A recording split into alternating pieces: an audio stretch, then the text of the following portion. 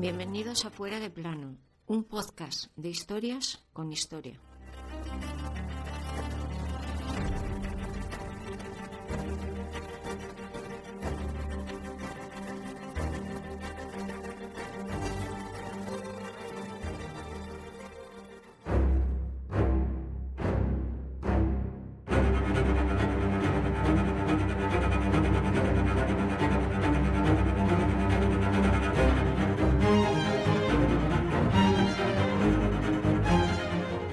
Nuestros dos protagonistas de hoy demostraron aquel 27 de septiembre de 1945 ser muy inteligentes. Enseguida entenderéis el porqué. Uno era un general americano, arrogante, carismático y muy íntegro. El otro, un dios. Bueno, un emperador japonés que dejó de ser dios para ser humano. Y así, como humano, logró su único milagro: salvar su vida y su carrera. Ellos fueron el general MacArthur y el emperador Hirohito. Y aquel 27 de septiembre de 1945 se vieron, por fin, las caras.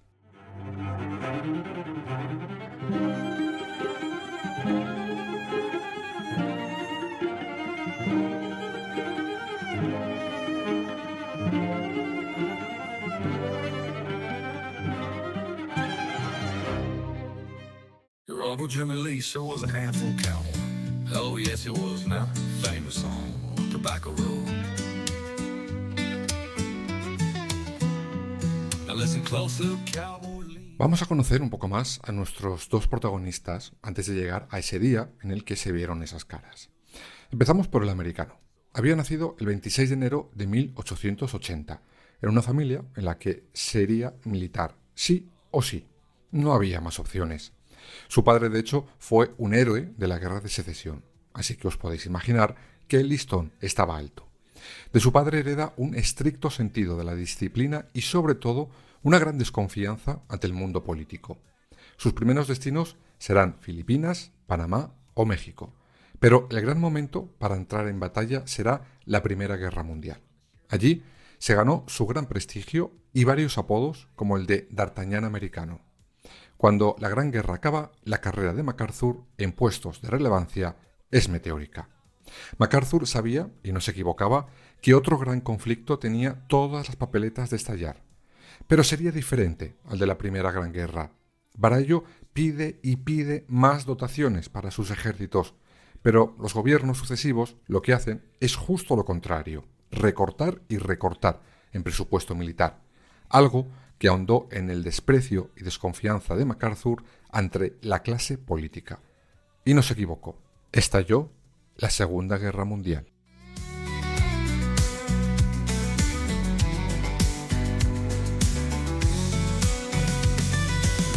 Uncle Jimmy Lee, he rode a horse named Pride, galloped through the Carolina night, knew every trail where to run and hide, outlawing through the pines, he did it right. Jimmy Lee would charm the folk with tales, from the mountains high to the river trails. Será destinado a Filipinas. Allí presume de conocer bien la mentalidad asiática. Sin embargo, sufrirá un gran revés. Primero, con el atentado a Pearl Harbor, y después, cuando su flota queda en Filipinas casi destruida al completo por sorpresa. Aún así pudo contener durante meses los furiosos ataques de los japoneses, lo que le granjeó una enorme admiración en Estados Unidos, elevándolo casi a la categoría de héroe nacional. En ese momento será trasladado a Australia, cosa que no le agradó, y cuando se marchó a su nuevo destino, dijo una de las frases más célebres del general americano: volveré.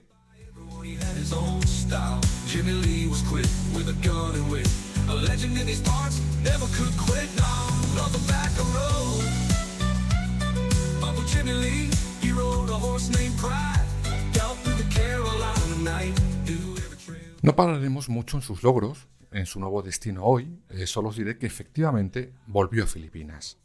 Sabía que la llave para ganar la guerra definitivamente para los Estados Unidos era dominar esa zona, sobre todo de cara a los japoneses. Y volvió a cosechar grandes éxitos. De hecho, cuando la balanza entre América y Japón se estaba ya inclinando para los primeros, MacArthur asiste en Pearl Harbor a una importantísima reunión para establecer los pasos finales de la guerra. En mayo de 1945, MacArthur será nombrado jefe conjunto para la invasión de Japón. Sin embargo, ocurrió algo que el general parece que no supo y que además no le gustó nada: las bombas atómicas de Hiroshima como Nagasaki. Spirit riding free through the hills and the valleys, great memories. Oh, I won't forget the stories. Oh no, I won't. The tales of old Tobacco Road. Yeah, old Tobacco Road. Esto, como ya sabéis, porque lo hemos contado en varios capítulos, aceleró, y de qué manera, la rendición de Japón. En ese momento a MacArthur le dan plenos poderes para aplicar las condiciones de capitulación de Japón. Ahí, por primera vez vemos las intenciones del general, lo que luego acabó culminando en su entrevista con el emperador japonés. En ese momento lanzó un discurso que, al contrario de lo que podría haber sido una humillación del derrotado japonés, fue un canto de paz, algo que sorprendió tanto a propios como a extraños.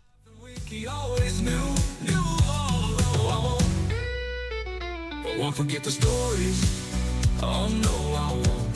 The tales of old Tobacco Road. Yeah, old Tobacco Road. Granddaddy, tell it. Oh yes, he is now. Tell it. Can't forget.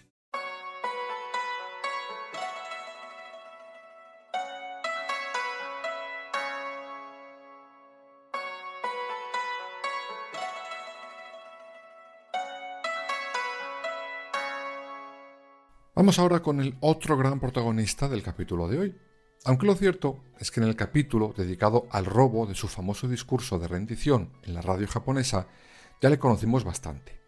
Hirohito, que había sido coronado emperador en 1926, asume la jefatura del Estado bajo el lema de Showa, que significa paz y armonía.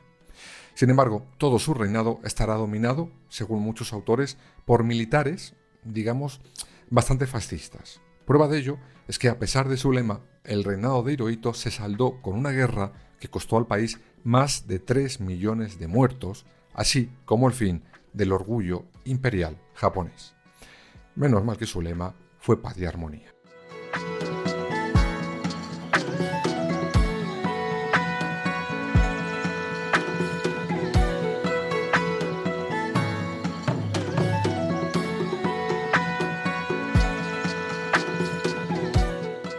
Japón, como sabéis, después de las 2 grandes bombas atómicas, se rinde, y lo hace después de muchas reuniones, tensiones entre el conjunto de asesores de Hirohito, y finalmente el emperador entiende que no hay salida, que si sigue en sus 13, Estados Unidos lanzará otra bomba que ya tenía preparada para lanzar contra su país.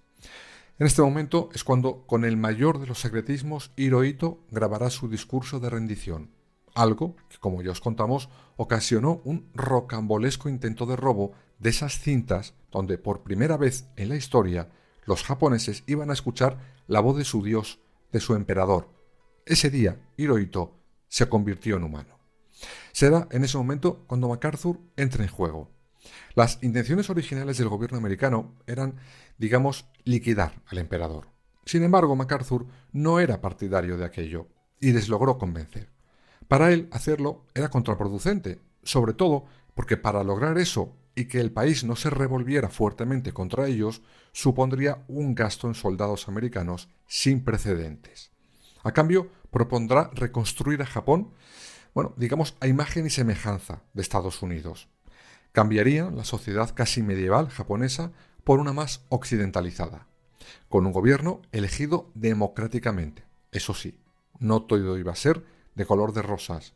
No, aquello no era un perdón americano.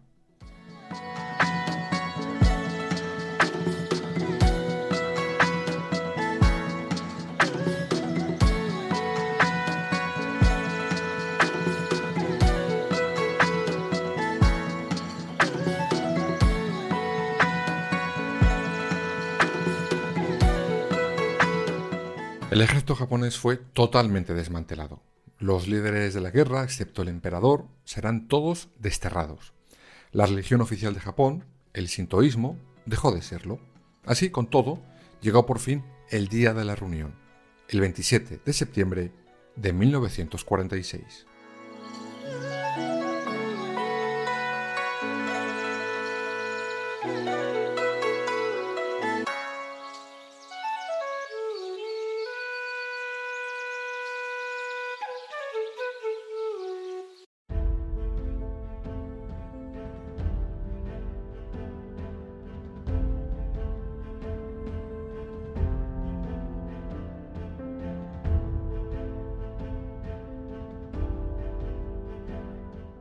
Ese día, el emperador Hirohito se sube a su coche. Unos cuantos metros más allá, en el edificio de la compañía de seguros Dai Lichi, le esperaba su interlocutor, el general americano que había pedido esa reunión, MacArthur. Pero, ¿por qué allí y no en la embajada? Pues porque estaba justo a mitad de camino entre el Palacio Imperial y la embajada americana, lo que ya dejaba claro la intención del general americano con esa reunión. MacArthur había dado la orden de recibir a Hirohito con toda la pompa y el boato que merecía un emperador. El americano saluda al emperador japonés en la recepción dándole la mano y diciendo que era muy bienvenido. Hirohito hizo algo que le convirtió de nuevo en ser humano. Le hizo una reverencia al general americano. Habitualmente las reverencias las recibía él. Ahora era él quien las tenía que hacer. Dicen que tantas reverencias hizo Hirohito que el americano se encontró dando la mano por encima de la cabeza del emperador japonés. La reunión tenía que comenzar. Se hicieron la foto que pasó a la historia y pasaron al interior del despacho. Solo 3 personas: MacArthur, Hirohito y el intérprete de este.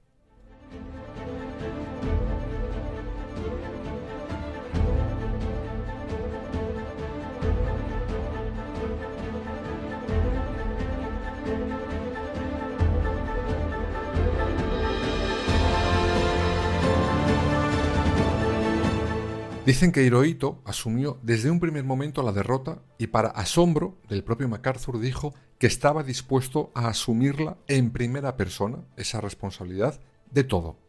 Además, dejó meridianamente claro que si lo necesitaban a él, estaba totalmente dispuesto a ayudar a los americanos y a los ingleses a normalizar el país.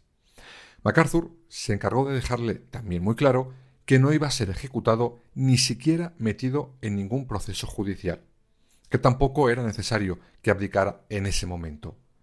Desde ese instante, la burocracia aliada empezó a trabajar para exonerar tanto a Hirohito como a su familia por los crímenes de guerra cometidos durante la Segunda Guerra Mundial.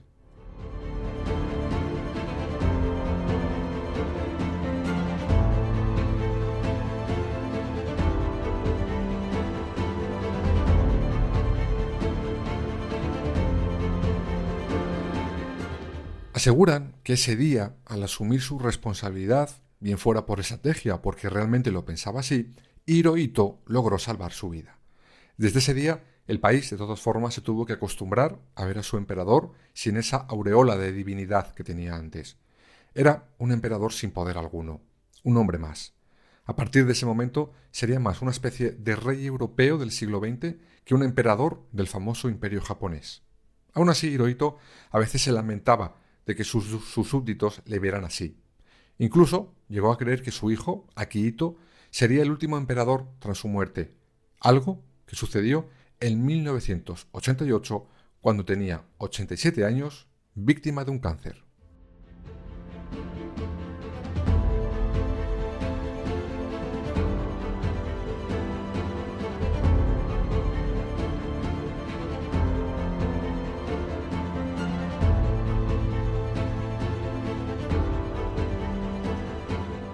Pero Hirohito, en su predicción sobre que su hijo sería el último emperador de Japón, se equivocó, pues hoy en día su nieto Naruhito lleva 5 años en el poder, aunque sí acertó en su comportamiento en esa reunión que, como hemos comprobado, le salvó la vida, al igual que MacArthur acertó al no hacer más leña del árbol caído.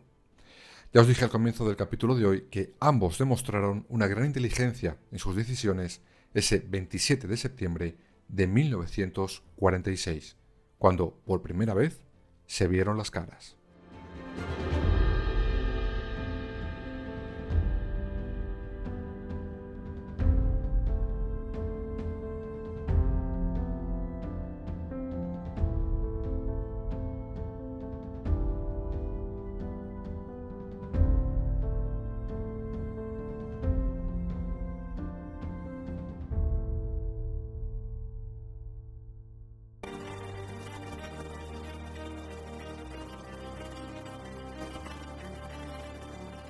Escúchanos en las principales plataformas digitales y ahora también en nuestra página web www.fueradeplanopodcast.es y síguenos en todas las redes sociales, Twitter, Instagram, Facebook y Threads.